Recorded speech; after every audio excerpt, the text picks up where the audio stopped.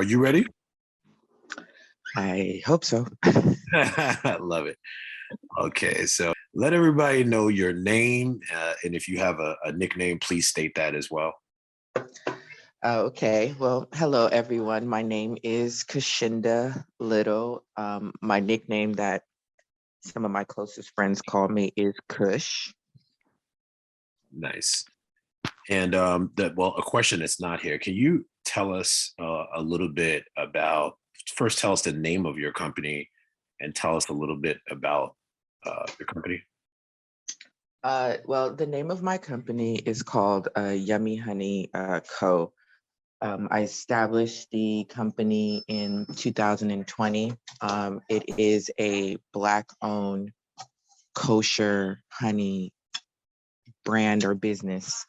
And I have 5 different honeys that the bees pollinate. So I have wildflower, which is good for your allergies, for your seasonal allergies throughout the whole entire year. Helps with congestion and sore throats. Then I have California buckwheat. That's also good for allergies, but then buckwheat has a property in it that's called rutin, which helps strengthen your blood vessels. So it's really good for people who are anemic. Then I have my custom blend, which is a star thistle and sage.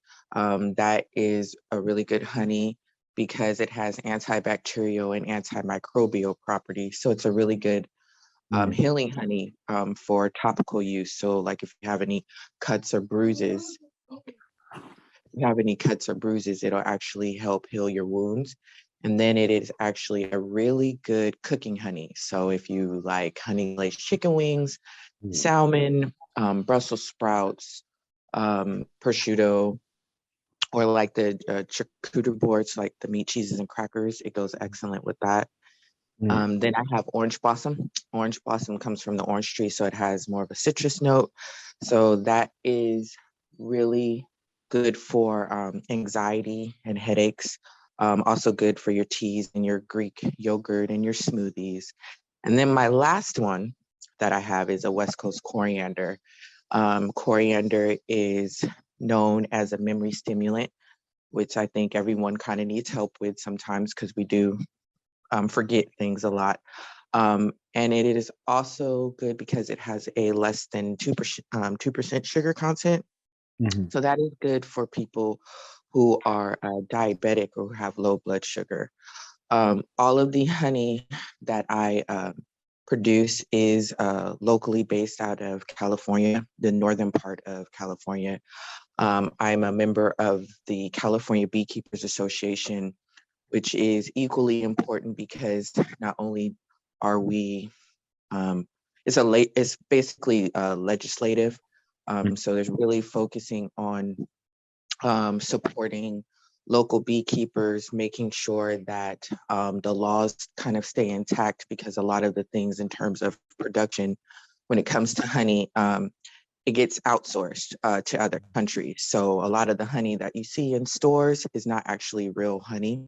It's cut with thinners and carcinogens and things that actually make you sick. Even they've found some trace metals and then also plastic.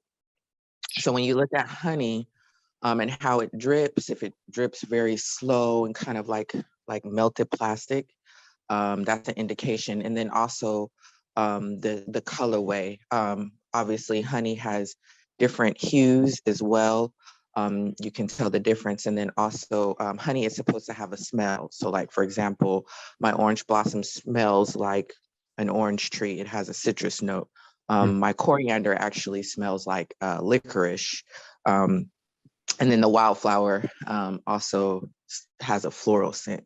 So when I started this company, I just thought it was really important that we do save the bees. I do think it's important that we understand our impact as far as humans in terms of why the bees are important, because they do produce over 80% of the world's agriculture. So sometimes I've had these kind of debates in terms of even with people who are vegetarian when they talk about they don't eat bee byproducts, but technically you are eating a byproduct from a bee because the byproduct is actually fruits, vegetables, and herbs. So it kind of, the bees help with our ecosystem. And even though they're just as small as, usually we as humans think that quote unquote bees or bugs or anything that is not um, intelligent in terms of like human thought, that they don't play a huge role into if they becoming extinct. So I think it's just so yeah. So that's my company. That's kind of a gist of why I started it and why it was so important to kind of promote saving the bees and especially educating our people or people of color on food safety, and actually growing your own food as well. I love that. I love that. And the next question, I don't want to guess this, say bees, honey, but what is your passion and how has it led to the development of this business? Oh man. Well, as a child, my passion was always about like community and bringing people together. And I was always the quote unquote weird kid or the artistic child growing up. So I was I was one of the ones that were kind of outside of the box per se. So when I decided to, because originally I was in the music and fashion industry, and I've always had this like sense of community, never trying to be in competition with people that I work with, always trying to either have interns or because I used to teach at Brooklyn College one time, and I used to teach pattern making and garment construction because that's what I originally did. And it was just this ever burning desire for me to any information that I would learn or, get from people that I either looked up to or they either helped me along my way. I kind of transferred that down to the youth or quote unquote the community. So it was never like, for me, my passion has always been like the core of like bringing people together and actually kind of letting them feel comfortable with their intrinsic values. We all come from different walks of life. We all have different types of upbringing.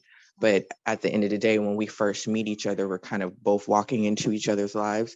So it's kind of like you go into a situation with no judgment, and you can actually learn a lot more from people when you give them that freedom to be themselves. So yeah, my passion has been community, which actually has led me to creating the honey company, which basically, hives are community minded. They signal each other, they communicate to each other where food comes from. They actually protect each other if someone comes to attack the hive. Very much so, kind of in a sense, how I view a community as. So. I love that. I love that answer. I definitely can relate to that. Very well said. And at EquityCoin, one of our goals is to help build generational wealth in our communities. So, what does generational wealth mean to you? Generational wealth means having a plan, being prepared, having a level of determination and focus. In hindsight, a lot of things that I wish that I would have learned throughout my years, if someone would have pulled me aside and told me to invest my money, whether it would have been in stocks, mutual funds, or even buying property. Because I'm 41, but throughout my years, I've accumulated, things, and, money comes and goes. But when I think about the amount of money that I spent on things when I could have invested it and put it aside to make sure that I would have possibly been in a better place for myself. But as of now, and even 5 years ago, like that's kind of when I started to kind of getting more focused in investing, making sure that I was leaving, because I have a 6-year-old son. So I wanted to make sure that I was leaving him at a better place than I was, or put him in a better position. So there's a lot of things that I even do with my own son where I'm teaching him entrepreneurship and having assets and putting things aside for him to where he can have, mutual funds. Even in terms of with EquityCoin, I invested in that company not for myself, but I invested in it for my son, because I knew the long-term value that it would have, not only just for me, but for his generation to come. So it's very, very, very important that the determination, the education, and the foundation gets passed on from generation to generation. That's what at least that I'm trying to do with my family, and what my desired goal is to do with EquityCoin. Yes, yes, I love that. And what are some challenges of being a entrepreneur, mompreneur as well, that most people overlook? It's usually, obviously to divide your time, because you're constantly getting spread to do multiple things at different times. And then the other challenges is just really like the logistics, mostly, because I am, this is my company, this is something that I'm running. So it is something that I'm really hands-on in. And most of the time, I'm pretty much doing all of the sweat equity and the labor for it. But it's usually, the logistics, and then, long term, obviously there's always been the capital and the finances. I think when anybody is starting a new business, we usually go in head first and worry about, the money coming, and it has, and I'm not, discounting that. But the challenge is always, even when people are having businesses for 20 and 30 years, they usually are always really focused on, a return on their investment and making sure they're actually making, you know, being able to pay themselves, Mhm, basically. mhm, So that is, just one of, well, maybe, one or two of those challenges that I do come across. mhm, mhm. Okay, makes sense, and I can totally relate. So trust me. Mhm. Um, and my next question: what are some ways that you integrate equity into your business and lifestyle? I know you're a very, to me, the first conversation we had, I was like, I'm on the phone with an educator. Even this call, like I've learned a great deal about the benefits of honey. Mhm. So, but now we talk about equity, right? We all want the people in our community to understand and have equity. How do you integrate that into your business and lifestyle? So what I've set up for myself in terms of equity is I've actually, set up investments, like mutual funds was a really big thing for me. So like every time, like I want to say I've got at least maybe about 20 different mutual funds that Mm, I invest in every single month. And the thing is sometimes when people are thinking about equity, or these, these big words, right, that we use, and a lot of people don't understand them, but even in terms of like the amount of money that we spend on things. Let's say, for example, a pair of Nikes, and we do that every month. Now, if I, you know, with me doing with my mutual funds, like I made an initial deposit and then every month, money gets taken out. So it's like $25, that comes out every month. It kind of hits me, I'm probably, you know, money is probably at least maybe 200 to 300 a month to pay for those mutual funds. But I know that within 10 years, those mutual funds will not only incur interest, but then I can actually pull from them if I ever need anything for emergencies, which Right. is very, very smart to do. And it's a lot of things that, in terms of materialistic value, like I said before, it's like the amount of money that I spent on things, I would have, it's better to invest and to put your money aside and not always, go off of an emotional thing and being like, I have to have this because it's a trend or Right. like, or a fad, it's like, that will be trendy again, those things will be, new again. So for me, equity is about owning, assets, even investing in EquityCoin. Like that was something that really struck out to me because a lot of people get so confused in terms of, the blockchain and the crypto realm to where to them it doesn't seem real, right? Because usually when we talk about money gets passed through us, through our hands or credit cards.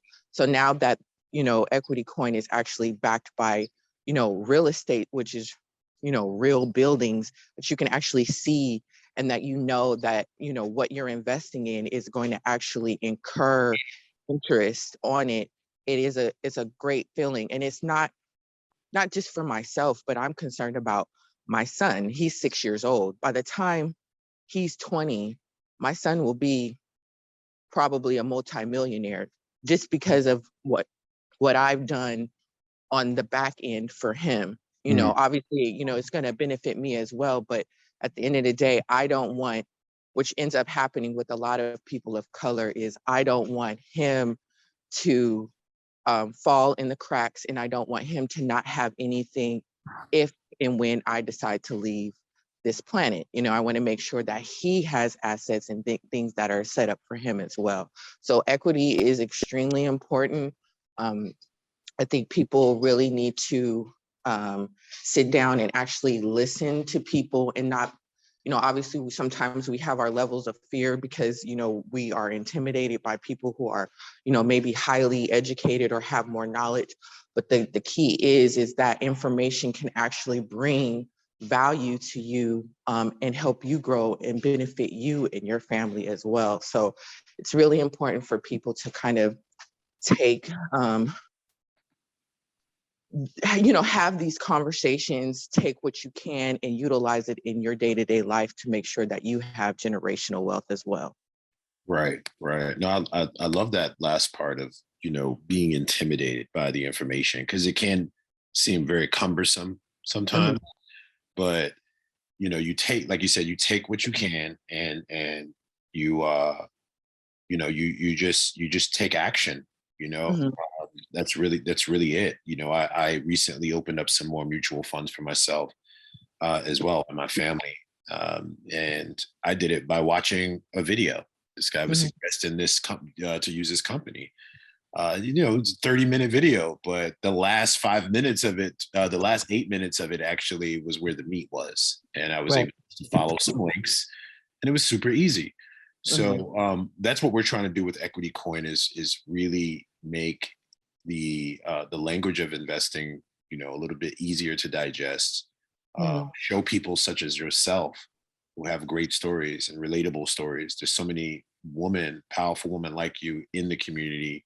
They're doing the same thing. They have children. They do have money to invest. And I think that one of the misconceptions is that you need 10,000, 20,000, 40,000 to invest. In Mhm. so many different ways, like Yeah. mutual funds, like Equity Coin to invest. Mhm. I absolutely love that answer. So moving on, and I'm very interested to hear this because I know you've had and still have a very colorful life. Mhm. Is there a historic moment that has most shaped your ambition or resilience? Oh. A good question. It's good. God. Oh, Jesus. Lordy. That's a not a tough question, but that's a very there's so many different experiences that I've had. Um, let's see. One of them stuck out the most to me. I actually right before I decided to transition into honey and in agriculture business and horticulture management. We had talked about that I did wardrobe and image consulting and costuming, and I worked with all of these like really big name people. But my last client that I worked with was Erica Badu, Mm. and I worked with her on the Soul Train Awards. It was actually with my style partner he had passed away about maybe 2 or 3 years ago. But anyways, he had brought me on the project, and we did the Soul Train Awards. And the cool thing about working with her was she was like a conductor at an orchestra. Like she was so well, not was, but she still is. But when I was working with her, she was just so on point. Like she knew where everything was. Like even in terms of if her team was stressed out, or she just has this very motherly kind of vibe with her, but she's very like aware and self-aware and aware of her surroundings too. Like she's a very big on energy person. Um, and it was just really an enlightenment to actually see a strong Black woman being able to lead, because she was the host of the Soul Train Award. So, to be able to see her, working these like, I'm sure about being in the industry, you're working these like 15 to 20-hour days Mhm. every day, and it's just like, where do you get this drive and energy from? And that was something that I really enjoyed and got to see from someone who has been in the industry for a very, very long time and has never, she has evolved, but she has never like changed her internal self.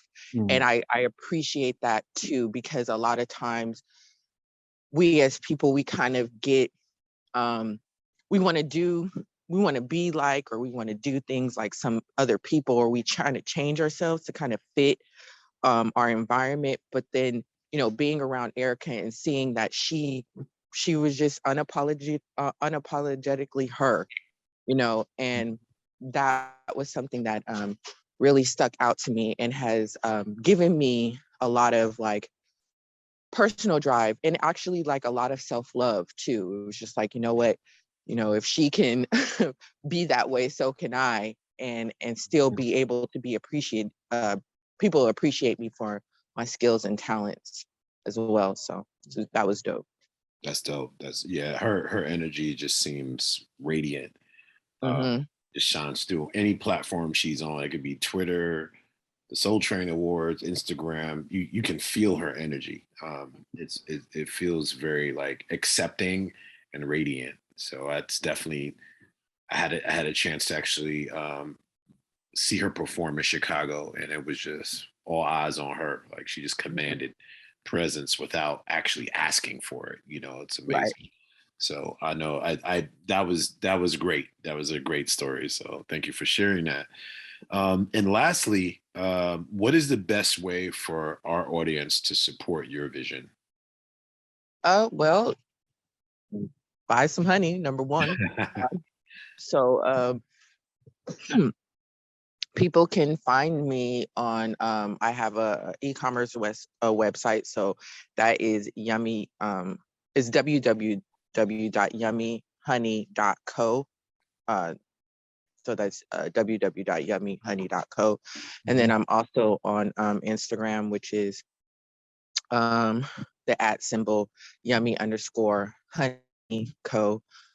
And if anybody, if there's any people who are into garden, urban farming, if there's people who need, just a speaker to kind of speak on like, early childhood development, or even just kind of, a lot of people that deal with inner city children, to give, to speak and give them the opportunity to see that they can, grow and get out of what's in front of them. And there are so many opportunities if you give yourself a chance. And speaking engagements would be a really good opportunity for me to be a part of, to kind of spread the message as well. And getting people back to gardening and knowing where their food comes from, and actually families sitting down together and actually eating dinner again, Hmm. is something that I think that is super important, because that actually helps with building generational wealth. The only way that you're going to be able to know about your generation, or to be able to be wealthy, is if you have those conversations with your family. And the most of the time, a lot of business deals and happen when you're eating. Um, so Mhm. why wouldn't you do that with your family? Mhm. So that is something that people can always reach out to me and ask me, and we can go from there. So yeah, that's it. Phenomenal, phenomenal. This was, oh man, this was fantastic. I'm actually super motivated right now. And that's the point of this. I want people to be motivated by our investors, and I wouldn't even call you just investors, by our equity coin family, Mhm. because we are creating this.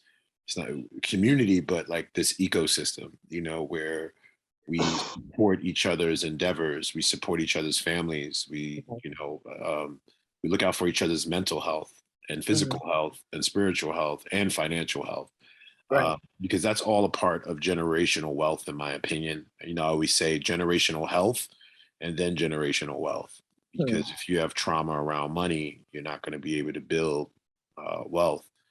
And just some of the stuff that we were discussing about your honey company is amazing. Like I'm on the website right now. I'm gonna buy some. I had some from Yes. Miami Uh-huh. and used it, and I loved it. Like I said, when I Mhm. had COVID, I didn't even know which one I was using, but it felt good. So I'm definitely gonna support, and I hope everybody else continues to support.